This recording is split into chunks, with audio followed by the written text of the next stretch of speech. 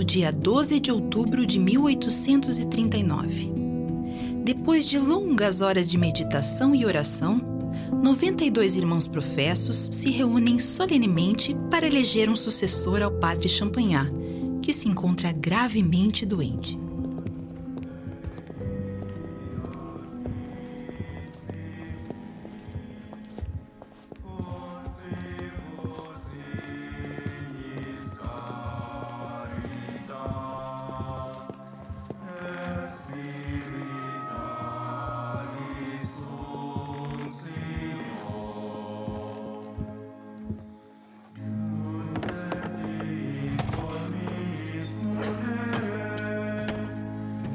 Os irmãos seguem da capela em direção à maior sala da casa de L'Ermitage, conhecida como a Sala da Comunidade, bem ao lado do quarto do padre Champagnat. A sala fica no segundo pavimento e tem janelas que permitem ver e ouvir o rio Gier bem próximo, margeando a casa. Dali se enxergam algumas benfeitorias, uma grande horta, pomares e o bosque que delimita a propriedade dos irmãos. Naquele dia, a sala está milimetricamente organizada, com 2 fileiras de mesas dispostas em forma de ferradura. As 4 janelas estão abertas para que a luz natural entre na sala. Por alguns instantes, em clima de disciplina total, os únicos sons que podemos ouvir são os pássaros e o murmúrio do rio Gier. No arranjo central está a mesa das autoridades, dos homens que vão conduzir uma assembleia chamada Capítulo Geral, que é a assembleia legítima para a escolha do governo religioso. Ocupam posição na mesa o padre Colin, superior da Sociedade de Maria e presidente daquela sessão, o padre Champagnat e o padre Matricon, capelão da casa. Depois das fórmulas protocolares e explicações gerais, o padre Colin abre as votações, com invocações a Nossa Senhora e a oração da súplica dos apóstolos. Senhor, vós que conheceis o coração de cada homem, fazei conhecer aquele que escolhestes. Aqueles homens vestidos de hábitos pretos estão um tanto apreensivos, pois trata-se de um evento inédito, o primeiro capítulo geral dos Irmãos de Maria. Não é pouca coisa, pois vão escolher um sucessor para o seu pai e fundador, o padre Champagnat, que se encontra ali presente. De maneira rápida e objetiva, o irmão Francisco foi eleito por 87 votos dos 92 válidos. Também foram eleitos para os cargos auxiliares os irmãos Louis-Marie e Jean-Baptiste Firret. O padre Champagnat recebe o resultado com alegria. Ele tinha uma predileção transparente pelo eleito, pois reconhecia em Francisco não somente o seu braço direito, mas um filho espiritual. Ao ouvir o resultado, Champagnat expressa sua satisfação. Deus seja bendito. São esses os homens necessários. Estão eleitos o líder da congregação e seu corpo de auxiliares, governo que levará avante o Instituto até 1860. Naquele dia, não se nota no rosto do irmão Francisco nenhum traço de vaidade. Francisco é desde sempre conhecido pela sua constância e profundo senso de dever. Enquanto recebe o cumprimento de seus co-irmãos, o seu semblante é tímido, expressando desconforto com o cargo que acabou de receber. Diga-se mais por obediência do que por acreditar em suas habilidades pessoais. Seu real desejo agora é retirar-se daquela agitação para colocar-se em silêncio diante do sacrário.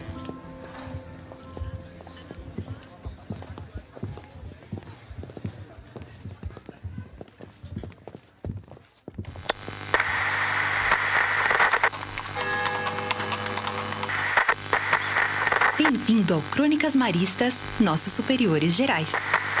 One small step for man, one giant leap for mankind. But by the content of their character, I have a dream today.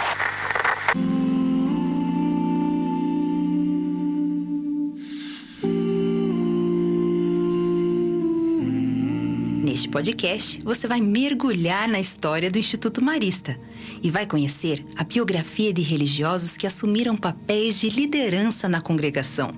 Convidamos você, marista de Champagnat, para estabelecer um diálogo do passado com o presente e refletir sobre a missão marista do futuro. Fique com a gente e boa escuta!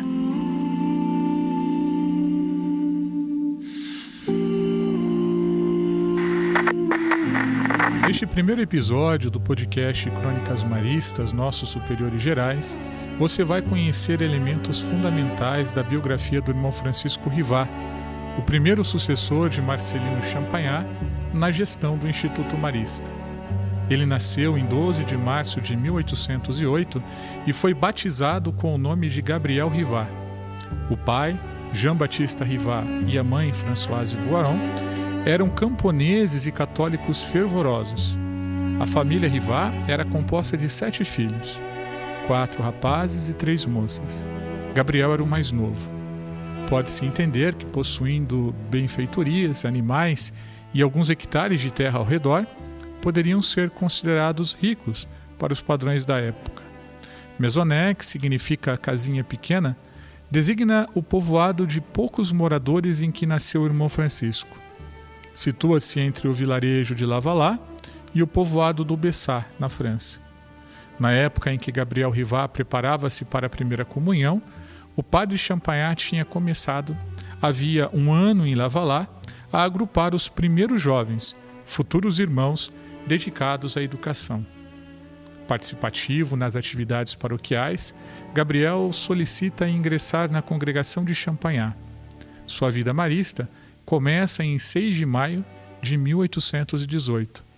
No cabeçalho de seu diário, Gabriel escreveu: Dado por minha mãe e Maria, ao pé do altar da Capela do Rosário na igreja de Lavalá, eu saí do mundo quarta-feira, 6 de maio de 1818. E assim começa a história daquele que será rebatizado de irmão Francisco, o futuro sucessor do padre Marcelino Champagnat. Temos a honra de contar com a participação do irmão André Lanfrey, que é um grande especialista e historiador marista. Ele vai analisar os fatos que ocorreram com o irmão Francisco em momentos cruciais de sua vida. Digamos que ele se tornou irmão muito cedo. No início, sua mãe o entrega a Champagnat para que ele fosse instruído, para que aprendesse um pouco de latim, mas o pequeno irmão Francisco se engajou voluntariamente no projeto de Champagnat, com 10 ou 12 anos. Em seguida, podemos dizer que ele será considerado filho espiritual de Champagnat. Depois de 1830, quando a obra de Champagnat se torna mais importante, Francisco será o seu homem de confiança. É ele quem dirige a obra quando Champagnat não está. É seu secretário particular, seu alter ego. É também aquele que provavelmente compreendeu de maneira mais profunda a espiritualidade de Champagnat. Será eleito diretor dos irmãos quando Champagnat morre.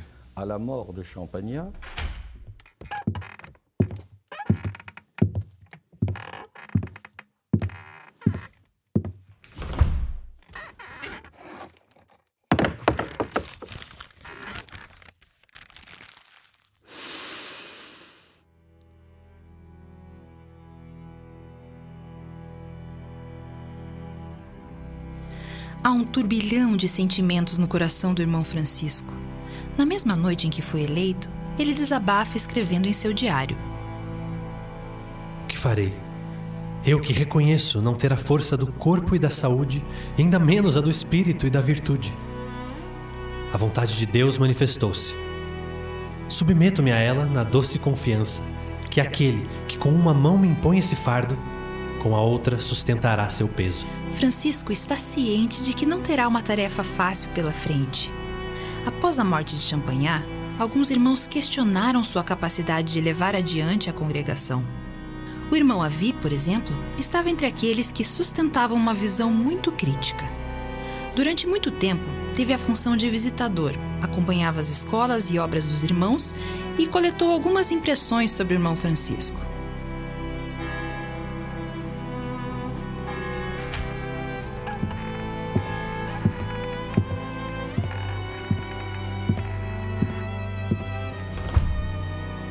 Apesar de ser estimado por todos, o irmão Francisco não tem caráter, a iniciativa, a energia e nem o entusiasmo que o padre Champagnat tinha. Não possui os corações, não domina as vontades. Esse modo de ser um tanto frio, é pouco amado, até um pouco meticuloso. Seus assistentes ainda nem têm a prática de governo. É o que pensam os padres, os eclesiásticos da redondeza e os benfeitores do nosso instituto. O irmão Avi, por outro lado, é um grande admirador do irmão Louis-Marie. Faz parte de uma corrente majoritária que enxerga no irmão Francisco uma figura muito mais mística e contemplativa do que necessariamente um líder carismático.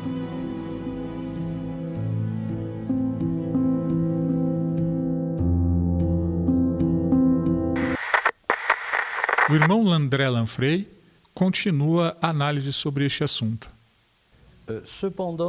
É um personagem muito atormentado e que fica doente com frequência. Parece também que a sua tarefa de superior lhe é muito pesada e que teve dificuldade para ter autoridade suficiente sobre os irmãos. É um personagem bastante fascinante em seu aspecto mais interior, mais místico e ao mesmo tempo um personagem que se encontra em uma função que não é bem adaptada para ele. Seus assistentes são muito mais brilhantes. Isso é significativo. É o homem que tem preocupação com a herança. O que é desagradável é que ele foi um pouco esquecido pelos irmãos, porque não era tão brilhante, tão dinâmico quanto os outros. Mas ele tem certamente uma profundidade superior à dos outros irmãos. A questão da autoridade, inclusive sobre os seus assistentes, é revelada pelo padre Colin. Vejam só o que ele disse em uma carta. Os senhores estão em viagem, cada um de um lado, e não se entendem nem quando estão juntos. Não me consultam de modo algum e seguem em frente. Não consigo compreender. Não é deste modo que devem agir. Se estamos encarregados dos irmãos, nossa reputação está interessada em que seu projeto vá em frente. Não posso permitir que se afundem. Paguem primeiro suas dívidas. Consolidem-se um pouco mais sob todos os pontos de vista e depois veremos. Teria muito mais a dizer sobre esse assunto que nem me lembro, mas isso é o principal. Esse trecho revela a forma complicada de relacionamento entre Francisco e seus assistentes. O fato é que Francisco foi superior em um período extremamente complicado. O Instituto não tinha sua própria independência em relação aos padres e não possuía uma constituição com papéis bem definidos entre o superior geral e seus assistentes. Isso gerou em quase todo o governo de Francisco um triunvirato, formado pelos irmãos Francisco, Luís Maria e Jean Baptiste. Esse triunvirato contribuiu para o enfraquecimento da autoridade do irmão Francisco, bem como a ascensão de seus dois assistentes. Na literatura marista, essa fragilidade organizacional ficou amplamente conhecida como o relato dos 3-1. O irmão Jean Baptiste afirmou que o regime formado pelos 3 irmãos funcionava em tal harmonia que não havia entre eles qualquer divergência. Reinava a plena união. Em 1850, os irmãos adquiriram a propriedade do Mont em Saint-Genis-Laval, nos arredores de Lyon. A ideia defendida por um grupo considerável de irmãos era transferir a sede do Instituto daquela casa construída pelas mãos de Champagnat para outro terreno, mais amplo, em terras cultiváveis e melhor localizado. Esse é um ponto de divergência grave entre Francisco e seus assistentes. Mas Francisco, ainda que contrariado, acabou por aceitá-lo. Tudo o que vimos até agora demonstra que o período de governo do irmão Francisco foi um momento de grande crise e, ao mesmo tempo, de refundação, crescimento numérico dos irmãos e ascensão da reputação do Instituto. Em 1857, o Instituto era composto por 488 irmãos e postulantes em 4 noviciados, 1.177 irmãos dedicados ao ensino em 336 escolas que atendiam 50.000 alunos. A obra marista estava presente em 25 dioceses, espalhadas pela França e em outros países de missão. O que poucos sabem é que o êxito do reconhecimento pontifício do Instituto se deu às custas da renúncia do irmão Francisco, o principal responsável pela transição e consolidação da identidade marista no período que vai de 1840 até 1863. Após o reconhecimento legal do Instituto em 1851, o irmão Francisco, apoiado pelo padre Collen, dá início ao processo de reconhecimento pontifício.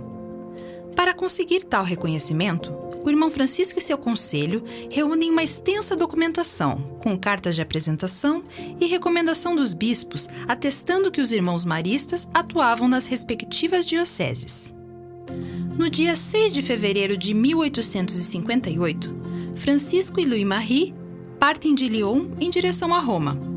Esse foi um momento de grande esperança para Francisco.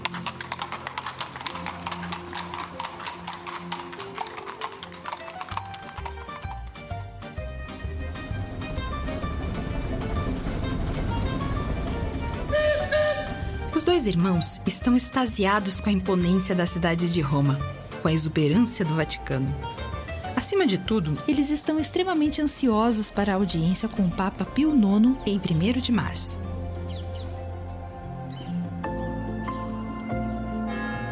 Diante do Papa, ajoelhados e com grande veneração, o irmão Francisco faz a sua petição.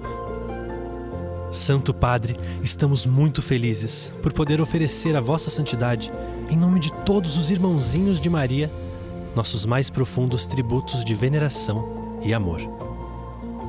Todo esse encantamento vai esmaecer e dará lugar à realidade da burocracia da Cúria Romana. No Vaticano, havia muita desconfiança em relação ao que chamavam de banalização de congregações religiosas que surgiram na França. Não sabiam eles das dificuldades que estavam por vir. De certa forma, desde a primeira entrevista, tanto para o Papa Pio IX como para os cardeais da Cúria, eles não entenderam a identidade e a missão específica dos pequenos irmãos de Maria, por não verem diferença entre eles e os irmãos das escolas cristãs. Por mais que Francisco tenha se esforçado, os desafios eram muitos. Os 6 meses que passou em Roma não foram suficientes para alcançar o seu objetivo. Enquanto o irmão Francisco estava em Roma, seu assistente Louis-Marie coordena a construção de uma nova sede dos irmãos maristas. Despontava uma imensa casa na cidade de Saint-Genis-Laval, próximo à cidade de Lyon.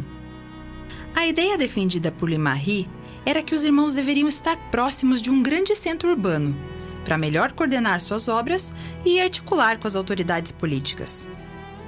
Houve a transferência dos irmãos para a nova sede, ainda que o então superior-geral, irmão Francisco, estivesse em Roma. No dia 6 de agosto de 1858, a nova Casa-Geral é inaugurada. Após a tentativa mal-sucedida do reconhecimento pontifício, Francisco retorna à França. O irmão Francisco encontra uma congregação em pleno funcionamento. Durante sua ausência, o irmão Louis-Marie terminou a construção da casa de Saint-Genis-Laval e se consolidou como seu natural sucessor. Uma decisão que outrora estava sendo gestada no coração de Francisco, agora atingiu a plena certeza. Havia chegado o momento de renunciar. Em 1860, por ocasião do 3º capítulo geral, houve a transição do governo do irmão Francisco ao irmão Louis-Marie. Oficialmente, a causa de renúncia do irmão Francisco se dá por motivos de saúde. Porém, sabe-se que a principal causa, na verdade, é a fracassada tentativa de autorização canônica do Instituto Marista em Roma. Após deixar o governo do Instituto, o irmão Francisco foi empossado como diretor da Casa de l'Ermitage pelo irmão Louis-Marie.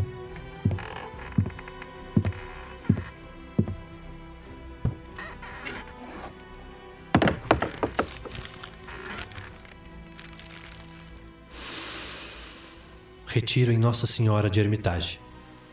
Vida oculta em Deus com Jesus, Maria e José em Nazaré. Moisés na montanha, João Batista no deserto. Respeitoso silêncio no grande relicário do Padre Champagnat.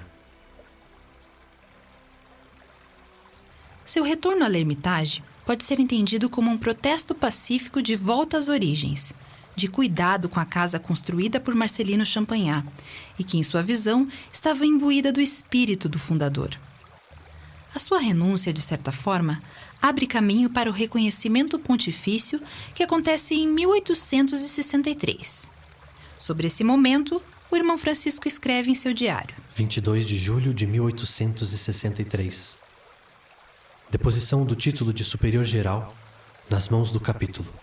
Aos pés do reverendo irmão superior geral eleito, resolução de consagrar ao bem do Instituto, na condição comum de todos os irmãos, todo o tempo que me resta de vida.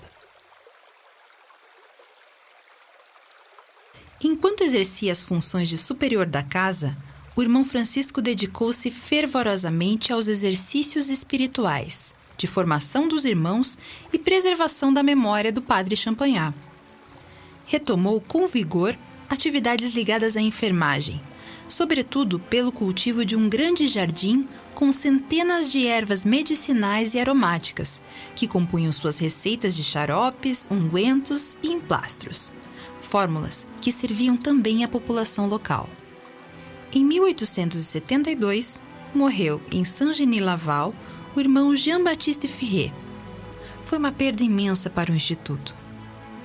Em 28 de maio de 1877, deu-se o lançamento da pedra fundamental da nova capela de l'Ermitage. Naquele dia feliz, na mesma noite de 28 para 29, o irmão Francisco foi vitimado por um ataque de apoplexia, que chamaríamos hoje de acidente vascular cerebral. Isso resultou a paralisia do lado direito do corpo. Daí em diante, sua saúde ficaria cada vez mais fragilizada. Os biógrafos relatam que Francisco sentiu profundamente a morte súbita do irmão Louis-Marie, ocorrida em 9 de dezembro de 1879. Quando a notícia lhe foi anunciada, exclamou com tristeza aos co-irmãos que seus assistentes já estavam no céu e restava apenas ele para se unir a eles. Mas o irmão Francisco ainda vai participar da nomeação do novo superior-geral em 10 de março de 1880, quando a escolha dos capitulares elegeu o irmão Nestor. Anunciado o resultado, Nestor dirigiu seus pés de Francisco para receber a bênção paterna. Muito emocionado, Francisco também se ajoelhou e o abençoou.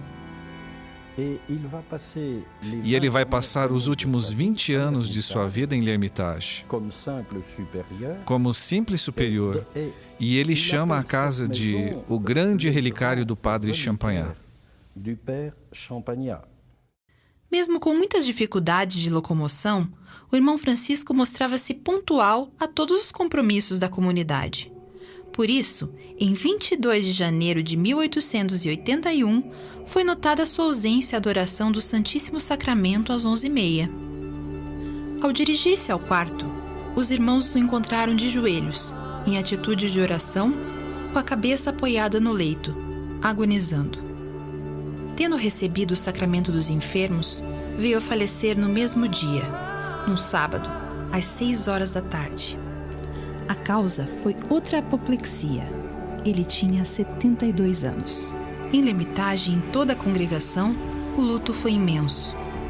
Entre o povo dos arredores, corria de boca em boca: um santo acaba de morrer. No cemitério, o seu lugar ficou entre o padre Champagnat e o irmão Louis-Marie. Sobre sua lápide foram gravadas 2 sentenças. Ele foi amado por Deus e pelos homens. Sua memória é abençoada. E a outra, sua sabedoria será louvada por um grande número. Ela nunca será esquecida.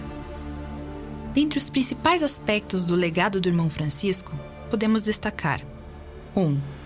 Que ele desenvolveu exponencialmente a congregação dos irmãos maristas. 2. Que ele coordenou a criação do Guia das Escolas, livro que organizou os métodos educativos maristas. E 3. Fundou magníficas províncias, que permitiram a expansão do Instituto pelo mundo.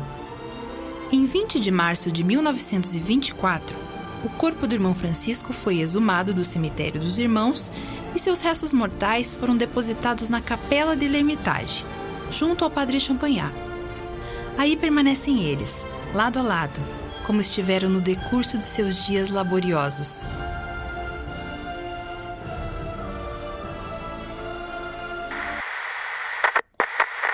Esperamos que tenham gostado deste recorte biográfico do irmão Francisco e que a história deste superior geral e a análise feita pelo irmão Lanfrey e por mim tenham inspirado para seguir em frente com a missão marista. Será que o irmão Francisco foi mesmo um líder limitado e despreparado, conforme relatam seus contemporâneos? Como explicar a grande expansão conquistada pela congregação durante seu governo? Como Francisco consegue manter a unidade dos irmãos em torno da espiritualidade do padre Champagnat? Por que a causa da santidade do irmão Francisco foi introduzida na Santa Sé?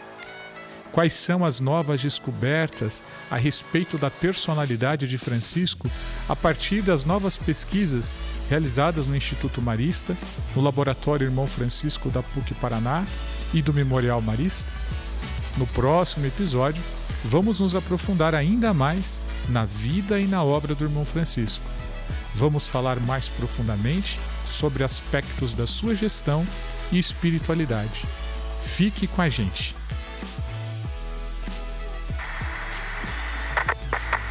Este podcast foi produzido pela Diretoria de Identidade, Missão e Vocação e Memorial Marista da Província Marista Brasil Centro-Sul. Direção-geral: José Leão da Cunha e Diógenes Philipsen Araújo. Pesquisa de conteúdo e roteiros: Ângelo Ricordi, Diógenes Philipsen Araújo e Juliana Fontoura Gallini. Produção executiva e direção artística: Juliana Fontoura Gallini. Captação de áudio: João Borges. Edição e sonoplastia: Pata de Elefante Filmes. Vozes: Apresentação: Ângelo Ricordi. Narração e vinhetas: Juliana Fontoura Gallini. Padre Colém: César Leandro Ribeiro. Padre Champagnat: Irmão Afonso Leves. Irmão Lanfrey: Diógenes Philipsen Araújo. Irmão Francisco Criança: Felipe Vanderlei Loss. Irmão Francisco Jovem: Vitor Berti. Irmão Avi: Diogo Gallini.